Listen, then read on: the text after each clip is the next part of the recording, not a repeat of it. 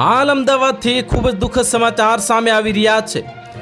અમદાવાદમાં કોરોનાના કેસમાં ફરી વધારો થવા લાગ્યો છે અને છેલ્લા 24 કલાકમાં જ કોરોનાના 5 નવા કેસ સામે આવ્યા છે, જેમાં 84 વર્ષીય વૃદ્ધ જે 20 વર્ષીય યુવતી હાલ હોસ્પિટલમાં છે, જ્યારે અન્ય દર્દીઓ હોમ આઇસોલેશન હેઠળ સારવારમાં છે।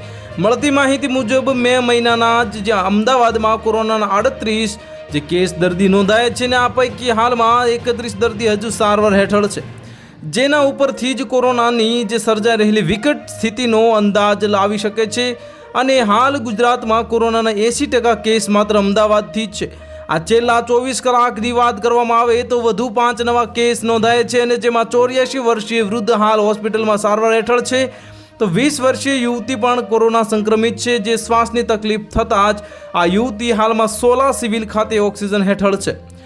સોલા સિવિલના સૂત્રો પાસેથી મળતી માહિતી મુજબ યુવતીનું સ્વાસ્થ્ય હાલ સ્થિર છે। કોરોનાના કેસમાં વધારો થતાં અમદાવાદની સરકારી હોસ્પિટલોમાં તૈયારી શરૂ કરી દેવામાં આવી રહી છે અને સિવિલ હોસ્પિટલમાં તેમજ એસવીપી અને શારદાબેન હોસ્પિટલમાં આઇસોલેશન વોર્ડ તૈયાર કરવામાં આવ્યો છે। અમદાવાદની સિવિલમાં 1200 બેડની હોસ્પિટલ તૈયાર છે અને ઓક્સિજનની જરૂર પડે તો 20,000 લીટરની 2 ઓક્સિજન ટેન્ક પણ તૈયાર રાખવામાં આવ્યા છે। પ્રત્યેક સંક્રમિતના ટેસ્ટ જીબીઆરસી અને ગાંધીનગર ખાતે મોકલવામાં આવે છે, જ્યાં તેમનામાં કયા વેરિયન્ટ છે તેની ચકાસણી કરવામાં આવી રહી છે।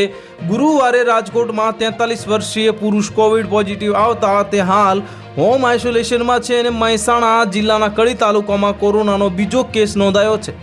પશુપાલન વ્યવસાય સાથે સંકળાયેલા યુવકનું સ્વાસ્થ્ય કથળતા તેનો દાખલ કરવામાં આવ્યો હતો અને જ્યાં ટેસ્ટ કરાતા તે કોવિડ પોઝિટિવ હોવાનું સામે આવ્યું હતું।